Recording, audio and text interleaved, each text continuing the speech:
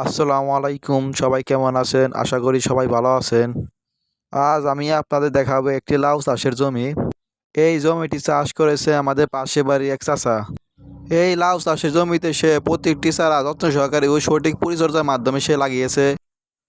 এই লাউ চাষে বেশিরভাগ সে জৈব সার ব্যবহার করেছে, যেমন খৈল, গোবর পচা সার, যা কিনা জৈব সার নামে পরিচিত।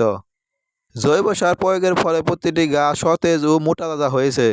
একটি চারা থেকে অন্য একটি চারার দূরত্ব 6 ফিট।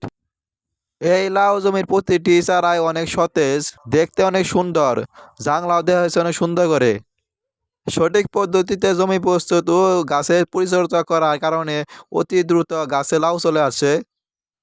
কিছুদিনের মধ্যে গাছের গোড়ায় থেকে লাউ চলে আসছে। গাছ ভর্তি লাউ আর লাউ। কথায় আছে না, যতনে রতন মিলে, এই কথার সত্যতা আজ আমি পেলাম। প্রত্যেক কৃষককে আমি বলতে চাই, প্রথমবার যে কোনো ফসল ভালো না হলে আপনারা হতাশ হবেন না। আল্লাহর উপর বিশ্বাস ও মনোবল দৃঢ় রাখলে যে কোনো কাজে সফলতা আসে। কথায় আছে না, একবার না পারিলে দেখো শতবার, একদিনে কেউ বড় হয় না। সফলতা পাওয়ার জন্য জীবনে কঠিন পরিশ্রম ও লম্বা পথ পাড়ি দিতে হয়। আমার জীবনে আমি কখনো দেখিনি যে গাছের গোড়ায় থেকে লাউ ধরে, এই প্রথম আমি দেখলাম। আমাদের বাংলাদেশে অনেক কৃষক অবহেলিত আছে, তাদের পাশে সবাইকে এগিয়ে আসতে হবে, তাহলেই তারা নতুন কিছু করতে পারবে। তার জন্য সবচেয়ে বেশি অবদান রাখতে হবে বাংলাদেশ সরকারকে।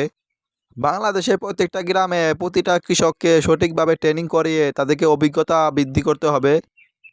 তারা যখন অভিজ্ঞ সম্পূর্ণ হবে তখন তারা কোনো কাজে পিছিয়ে থাকবে না। তারা তাদের নিজের ভুলগুলো ধরতে পারবে। কোন সময় কোন সার প্রয়োগ করতে হবে সে বিষয়ে তারা অভিজ্ঞ সম্পূর্ণ হবে।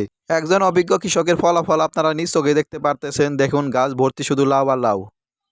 যাই হোক, কথা আর বাড়াতে চাই না। আমার এই ভিডিওটি ভালো লাগলে আমার চ্যানেলটি সাবস্ক্রাইব করবেন। ধন্যবাদ সবাইকে।